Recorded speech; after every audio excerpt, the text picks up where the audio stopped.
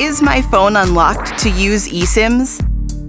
Checking if your phone is locked is easy and depends on the device. On iPhone iOS 14 or later, go to Settings, then scroll down and tap on General. Go to the About section. Now scroll down and look for Carrier Lock or Network Provider Lock. If you see No SIM Restrictions, your iPhone is unlocked and compatible with eSIMs. If not, then your iPhone is likely tied to a specific carrier.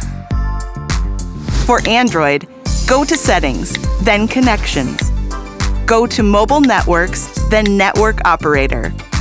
Once there, turn off the Select Automatically option to see the available carriers.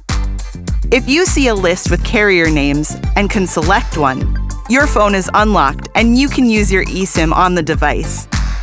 If you only see your carrier's name, it means your phone is locked. What to do if your phone is locked?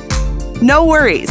If you reach out to your carrier and ask them to use an eSIM on your device, they can unlock it for you. Once it's unlocked, you can install the eSIM and start using our service. You'll be connected in no time.